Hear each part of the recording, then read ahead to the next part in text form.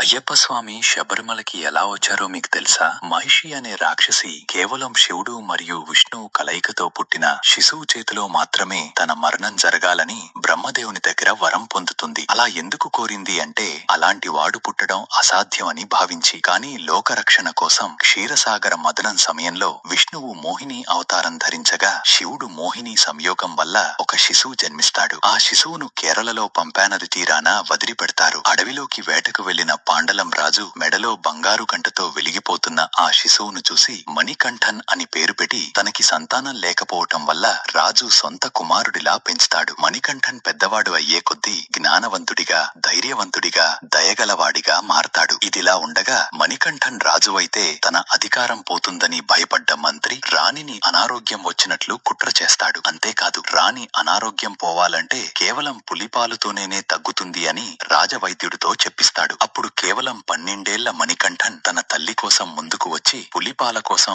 అరణ్యానికి వెళ్తాడు. అక్కడ మహిషితో భీకరంగా యుద్ధం చేసి చంపేస్తాడు. తిరిగి రాజ్యానికి పులిపై కూర్చుని పులుల గుంపుతో కలిసి రావటంతో రాజ్యమంతా ఆశ్చర్యపోతుంది. అప్పుడొక ఋషి ఇతడు సాధారణ బాలుడు కాదు, అయ్యప్ప స్వామి అని నిజం చెప్తాడు. రాజు అయ్యప్ప స్వామి పాదాల వద్ద పడి తన రాజ్యంలో ఉండమని ప్రార్థించాడు. దానికి అయ్యప్ప స్వామి తాను వదిలే బాణం పడే చోట తనకి దేవాలయం నిర్మించాలి అని ఒక షరతుతో ఒప్పుకుంటాడు. ఆయన వదిలిన బాణం శబరికొండపై పడడంతో అక్కడే అయ్యప్ప స్వామి ధర్మరక్షకుడిగా నివసించేందుకు నిర్ణయించుకున్నాడు. స్వామి అదృశ్యమయ్యే ముందు ఎవరైతే పవిత్రంగా భక్తితో శబరికొండపైకి వస్తారో వాళ్లకి తన దర్శనం లభిస్తుంది అని చెప్పటంతో అందుకే ఇప్పటికీ ప్రతి ఏటా కోట్లాది భక్తులు 41 రోజుల వ్రతం పాటించి నియమాలు పాటిస్తూ ఆ స్వామిని చేరుకుంటారు. ఈ కథ మీకు నచ్చితే శరణమయ్యప్ప అని కామెంట్ చేయండి.